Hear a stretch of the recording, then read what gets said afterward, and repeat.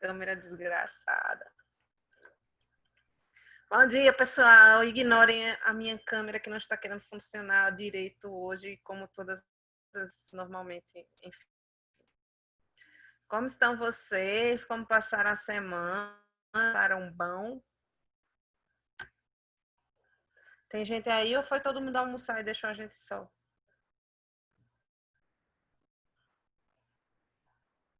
Olha, Gabriel está aí. Está respondendo.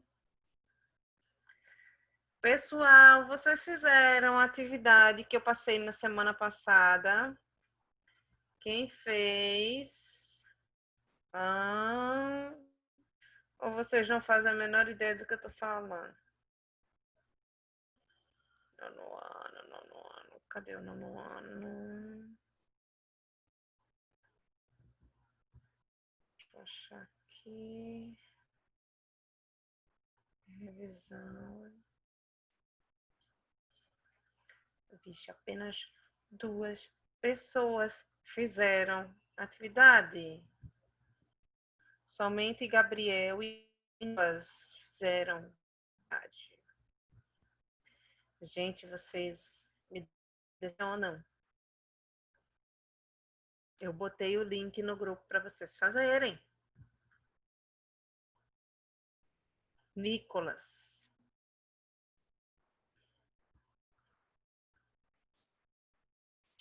Não, só chegaram Nicolas, as atividades somente chegaram para mim, de Nicolas e de Gabriel Vinícius, somente, mais ninguém para mim. Então, não fez, tá? O que a gente vai fazer para vocês não sofrerem as consequências dos seus atos? Eu vou passar novamente para vocês o link, tá? E vocês vão fazer essa atividade agora, mas vocês vão ter um tempo para fazer essa atividade, tá? São 11h15 agora. A gente tem aula até que horas? Até 11h50. 50. Pronto. Vocês vão ter até 11h40 para fazer essa atividade, tá? E é isso. Vou passar aqui. Não, só quem vai fazer, Nicolas, é quem fez. Você e Gabriel não vão fazer. Vocês vão ficar aí de boa, esperando, tá bom? Vocês fizeram, então vocês estão de boa. E eu estou analisando aqui quem vai me enviando, tá bom? Então, é para fazer. Vou passar o link. Se liguem aí, viu?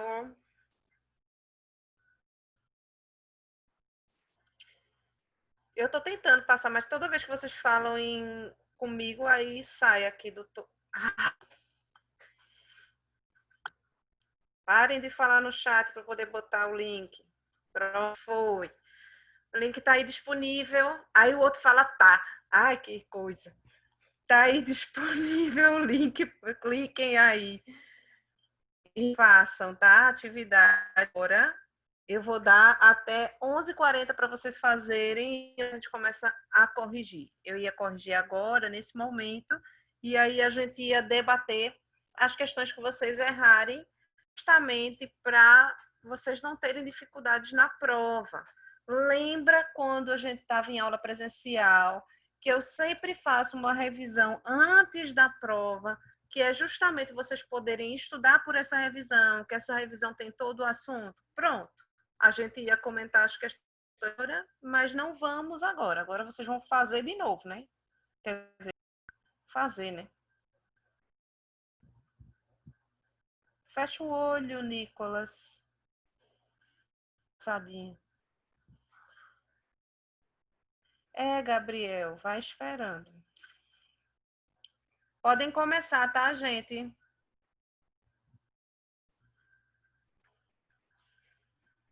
Coloquei de novo aí o link para quem não pegou.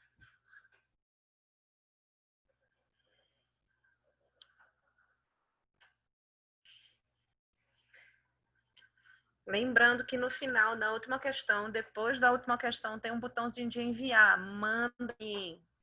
Clica lá no botão que ela vem para mim as respostas, tá?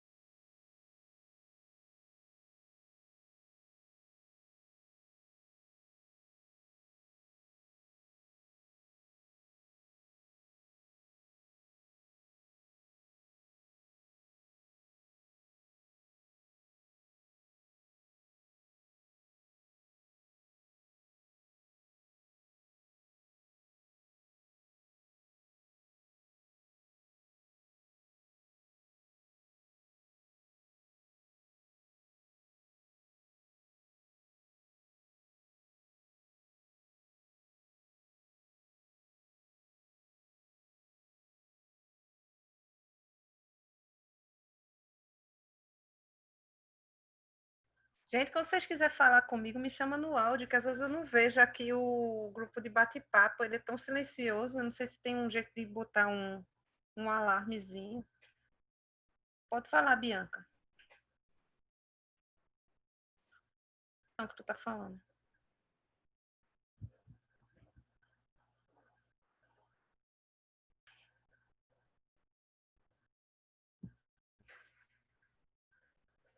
De que maneira a arte não permanece ali na história? Lá no capítulo sobre arte e política, no primeiro parágrafo mesmo da primeira página, ele fala exatamente essa frase: a arte não permanece alheia à sua história. Aí ele diz por quê, de que forma, porque assim, o que é você alheio? É você estar totalmente separado, como se pertencesse àquele lugar. Por exemplo, tá aqui, estamos numa pandemia, certo? Vivendo um período social. Então, está acontecendo uma coisa histórica no mundo. A arte, os artistas, eles não ficam desconectados disso. Então, acaba que essa situação vai influenciar alguns artistas, como a gente tem visto pinturas baseadas nisso, gente fazendo quadros, charge, gente fazendo imagens digitais, então tudo arte. E as pessoas estão usando isso como inspiração. Por quê? Porque a arte, ela não fica alheia, ela não fica desconectada do mundo em que a gente vive. Na época da ditadura militar, o que tinha? Um monte de música baseada naquilo que eles estavam vivendo, tinha filmes baseados. Então, a arte, ela não permanece alheia, separada da realidade da história. A história, ela sempre inicia como é que chama? Funções artísticas. Tu entendeu, Bianca? Que eu falei?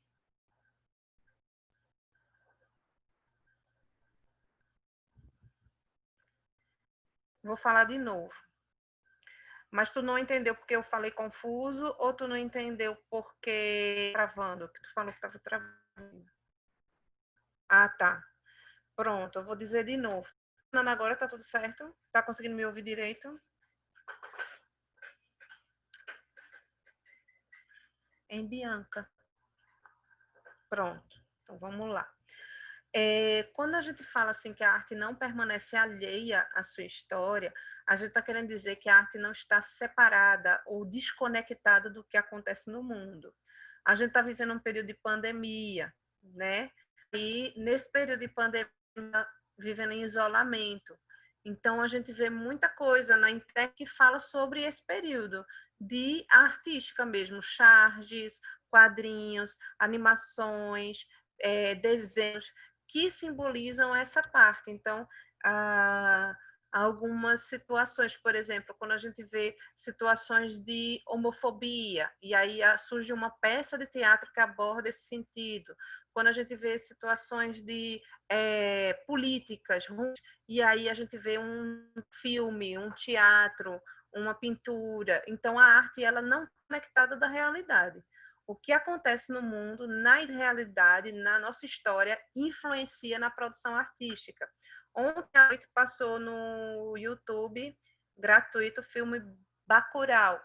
É um filme que ele é totalmente influenciado pela realidade que nos cerca, certo? Realidade política, realidade social. Então, a gente tem as nossas realidades, as músicas da ditadura, aquele período de ditadura, ele sempre vem para cima, influencia os produtores de arte.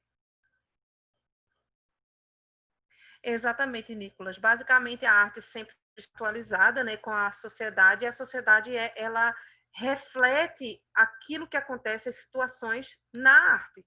O artista ele não é um ser que não existe no mundo, ele está inserido no mundo e, obviamente, se a minha produção artística usa o momento, a minha criatividade e os meus sentimentos para se expressar, é óbvio que aquilo que está influenciando esses sentimentos vão aparecer na arte. Certo, Nicolas, mas aquilo que tu tá escrevendo tá reservado para mim, então só eu tô lendo. Aí não tá ajudando muito.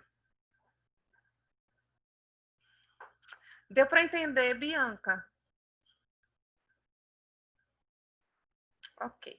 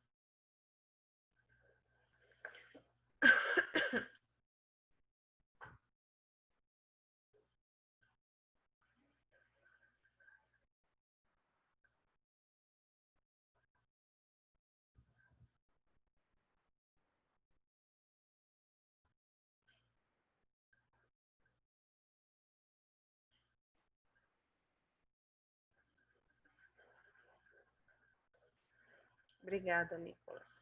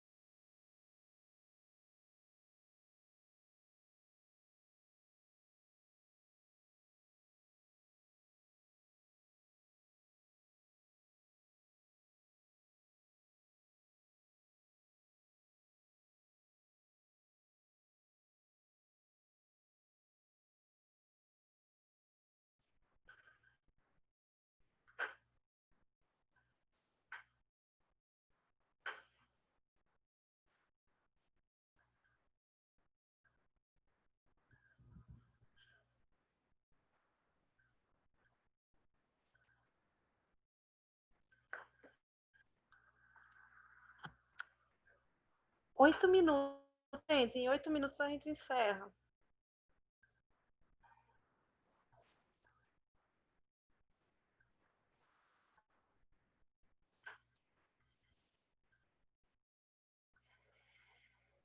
Foi ao mesmo tempo, Nico. Bem na hora. 7 minutos. Até agora ninguém me enviou, tá?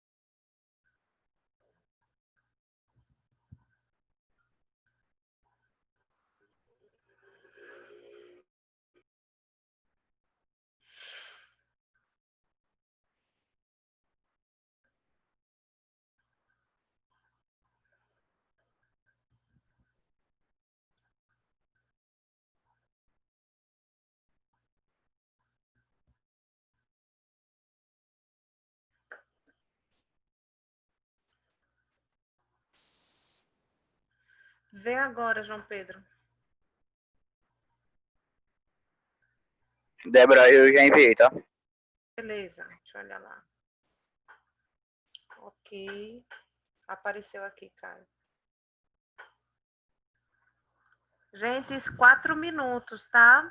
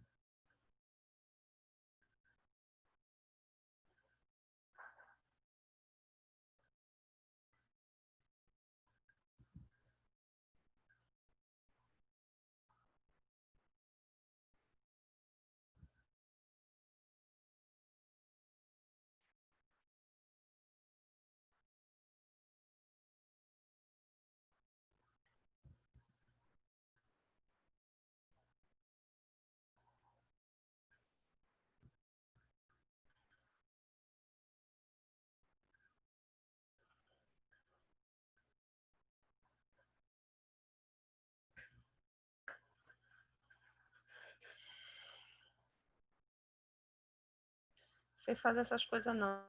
Eu sou de humanas.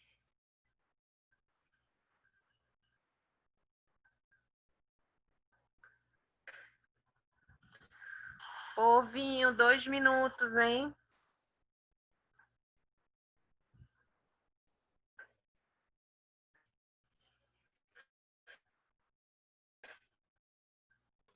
Débora, o meu travou. Travou como? Na hora de Eu não tô enviar? Na conseguindo. hora... Não, Não faltou tá... uma questão. Eu não tô conseguindo subir pra ver ela. Oxi. Não é problema no mouse, que eu já testei o mouse em outra aba. Então Eu travou vou tentar. mesmo. Travou a Fecha página. essa aba e abre de novo pra ver se funciona. Eu vou tentar fazer isso. Você vai perder o que você já respondeu. Viu? Eu vou abrir outra aba, copiar e colar do que eu já fiz. Então vá.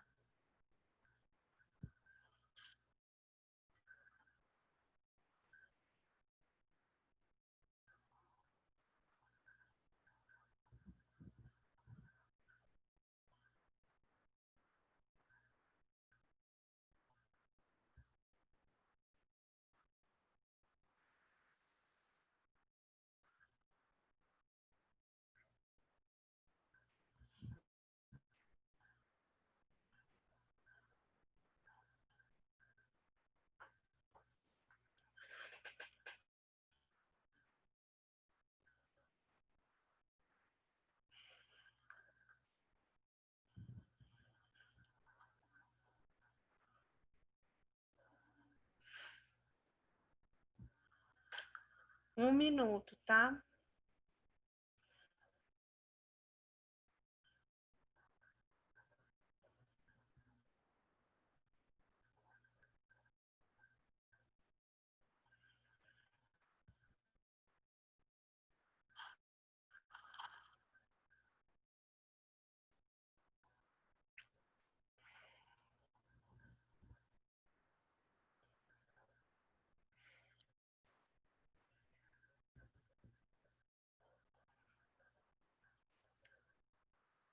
Pessoal, a gente tem a correção agora na atividade. Ok? E aí a gente vai comentando as respostas. Então,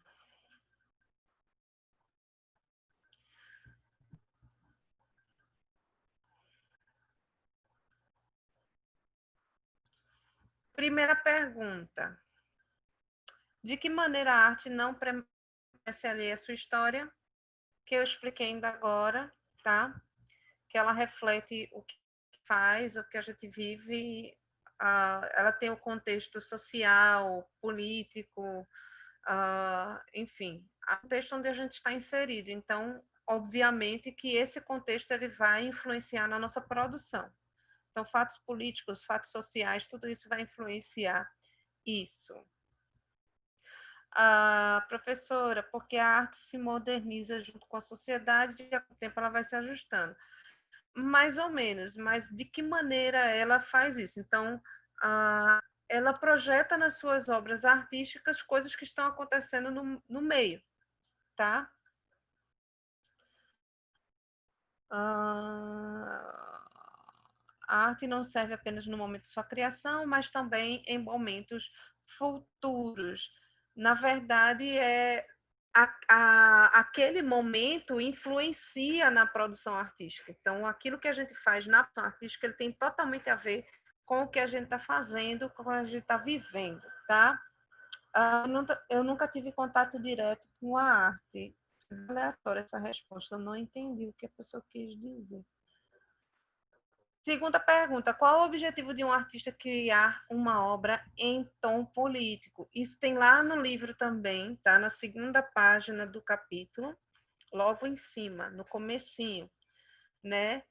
E aí é uma tentativa do artista tanto de expor uma situação quanto de criticar e tentar mudar aquela situação.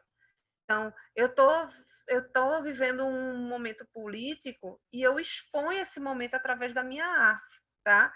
Eu exponho, eu critico, eu brigo, eu exijo. Então, eu critico através da minha arte e sinceramente, acho que as melhores críticas políticas, elas vêm através da arte. É impressionante. Isso. Eu estou vendo aqui algumas respostas que têm muito a ver com o que eu vou falar e com a resposta correta. Próxima pergunta. Explique a obra da Guerra, um conjunto de 83 gravuras de Francisco Goya. Tem lá no livro de vocês também, na que tem uma tarefa. É a página seguinte ao que fala de Francisco Goya, tá? Tenta, por meio da arte, expressar como é o período da guerra e das circunstâncias que ele pode trazer. Exato, e ele expõe, né? Ele expõe o horror da guerra e tem algumas gravuras que ele expõe como as pessoas já estão meio que acostumadas com a guerra, né? Como tem uma gravura dele que mostra um cara sentado se alimentando enquanto tem um corpo, um cara daqui pelo pescoço e tipo ele está bem tranquilo porque ele está acostumado já a ver aquilo. Então ele mostra ele faz essas denúncias. Muito bom aí as respostas. Deixa eu só ver mais algumas aqui. Correto. Só uma pessoa ali não conseguiu. De que maneira o artista Vic Muniz pode utilizar a matéria-prima como item para falar de política? Ok, Emily, sem problema, já apareceu, tá? Vocês mandam, já é automático. Então, o Vic Muniz, ele usa, por exemplo, o lixo para expor uma situação de catadores de lixo, para expor a invisibilidade dessas pessoas. Então, nesse caso, ele usou o lixo para fazer as refletirem a respeito disso. Ele fez retratos com essa material. Ele já fez também uma obra que era de cartões postais. Ele fez paisagens de lugares turísticos no mundo e ele fez isso com colagens de vários cartões postais. Então, ele ia colando de acordo com a cor até ficar a imagem perfeita, né? Então, ele usa também lixo para expor a questão que são muito consumistas e produzem lixo. Então, ele faz paisagens de lixo para falar sobre ecossistema. Ele utiliza a matéria-prima que conversa também com a obra, né?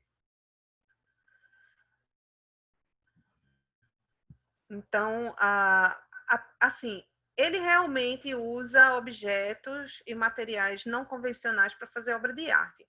Agora, a pergunta é como ele faz isso para falar de política. É bem específico. Eu vi que tem umas respostas meio genéricas. Sim, está correto, ele usa materiais diferentes para fazer arte, mas ele também usa materiais para falar de política, como no caso do lixo, que ele utiliza para expor situações que os catadores de lixo passam, tá? Então, a matéria-prima também conversa com a obra. Questão 6. Por que várias vanguardas artísticas foram chamadas de arte degenerada? Essa primeira resposta é legal, tá?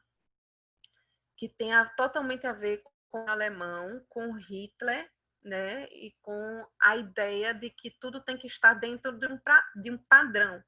Quando você é padrão, você não serve para estar na sociedade, tá? E o mesmo acontecia tanto com o nazismo, né, em que afirmava que as pessoas do padrão bom, a raça superior seria a raça totalmente branca, não judia, porque tinha judeus brancos e tem asiáticos brancos, e para eles essas pessoas não são a raça pura, a raça ariana, que eles deram esse nome para aquela raça de brancos que não tem mistura, tá?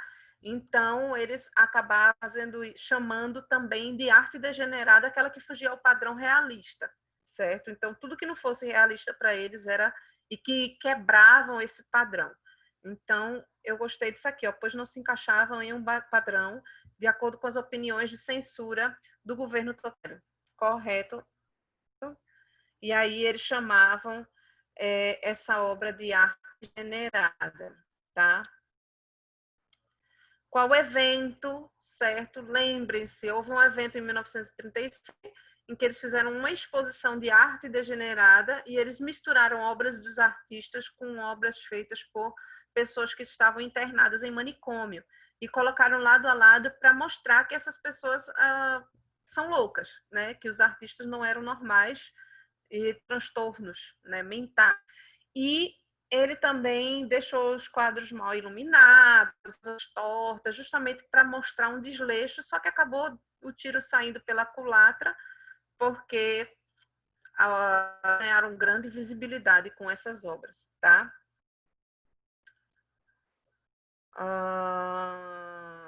Essa resposta aqui não tem nada a ver, tá? Teatro político de Brecht, isso é uma outra questão. No geral, colocou explique o teatro político. Aí agora sim, certo? Que ele tentava despertar o senso crítico das pessoas, expondo situações, dando uma quebra através daquela ideia da técnica do teatro épico, tá? Certo, Caio? E aí ele pegava e expunha uma situação, fazia as pessoas se emocionarem e de repente eles criavam uma emoção antagônica para a pessoa ditar e parar de pensar. Feito quando ele bota uma situação super séria, mas de um jeito que te faz rir e de repente vem uma tragédia acontece, você para porque e aí você percebe, eu estava rindo disso, isso é sério, e aí com isso ele fazia as pessoas refletirem, tá bom? Um exemplo foi o Porta dos Fundos, que ele faz muito isso. E muitas vezes as obras dele são mais críticas do que engraçadas. Aí tem gente que acha ruim porque não está rindo, mas na verdade ele está fazendo uma. Lógico, tem uns que são péssimos, nem é crítica nem é engraçada, é uma porcaria. O que eu acabei de explicar, que é essa técnica de quebra de emoção. A obra de Garcia Lorca, que tem a ver com o estilo doce, né? Mas que se cita com pessoas oprimidas e tal, marginalizadas. As identidades culturais é aquelas várias identidades que a gente tem, que a gente pratica na sociedade, tá? Como eu ser mãe, professora, esposa, filha, então cada uma dessas identidades eu ajo de uma maneira diferente. E o Brasil não tem uma única identidade, tá? O Brasil, ele é identidade múltipla, nós fomos cria de várias culturas diferentes, então não tem como a gente ter uma única identidade. Ok, gente? Eu espero que vocês passem um ótimo final de semana e que a semana que vem vocês façam uma boa prova, tá bom? Tchau para vocês, um abraço e até semana que vem.